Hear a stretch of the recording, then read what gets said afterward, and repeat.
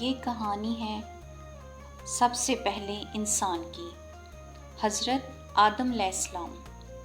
اللہ تعالیٰ نے انہیں اپنا خلیفہ بنایا اور ان کی زندگی سے ہمیں بہت بڑے سبق ملتے ہیں۔ آئیے سنتے ہیں ان کی کہانی، جہاں سے انسانیت کا سفر شروع ہوا۔ بسم اللہ الرحمن الرحیم۔ السلام علیکم ناظرین۔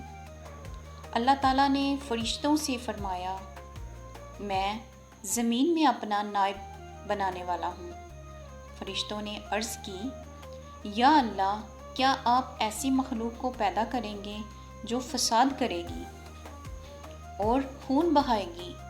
اللہ نے فرمایا، میں وہ جانتا ہوں جو تم نہیں جانتے۔ پھر اللہ تعالیٰ نے آدم علیہ السلام کو مٹی سے بنایا، اپنی روح پھونکی اور انہیں علم عطا فرمایا۔ اللہ نے فرشتوں کو حکم دیا کہ آدم کو سجدہ کریں۔ سب نے سجدہ کیا سوائے ابلیس کے۔ اس نے تکبر کیا اور انکار کر دیا۔ اللہ تعالیٰ نے حضرت آدم علیہ السلام اور ان کی بیوی حوا علیہ السلام کو جنت میں رکھا۔ وہاں پر نعمت تھی، بس ایک درخت کے قریب جانے سے منع کیا گیا۔ اس درخت کے قریب نہ جانا ورنہ نقصان اٹھاؤ گے۔ لیکن ابلیس نے بہکایا، یہ درخت تمہیں ہمیشہ کی زندگی دے گا اور فرشتوں جیسی طاقت ملے گی۔ حوا اور آدم علیہ السلام بہک گئے اور درخت کا پھل کھا لیا۔ اچانک ان کا لباس اتر گیا اور وہ پتے توڑ کر اپنا جسم ڈھانپنے لگے۔ اللہ نے فرمایا، اب تم سب یہاں سے زمین پر اتر جاؤ، وہاں تمہیں رہنا ہے، محنت کرنی ہے اور آخر کار میری طرف لوٹ کر آنا ہے۔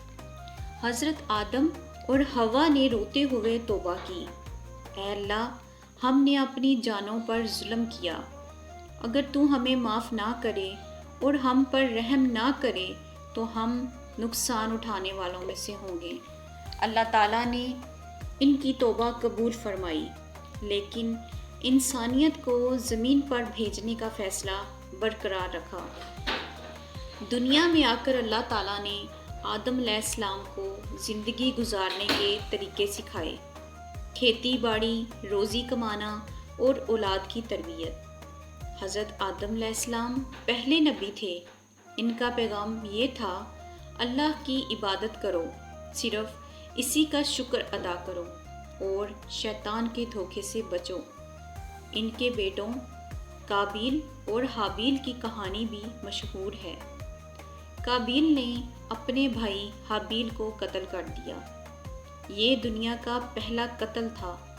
حضرت آدم علیہ السلام کی کہانی ہمیں یہ سبق دیتی ہے، ہمیشہ اللہ کے حکم پر چلنا چاہیے۔ شیطان انسان کا کھلا دشمن ہے۔ توبہ کرنے والوں کو اللہ معاف کر دیتا ہے۔ دنیا عارضی ہے، اصل زندگی آخرت کی ہے۔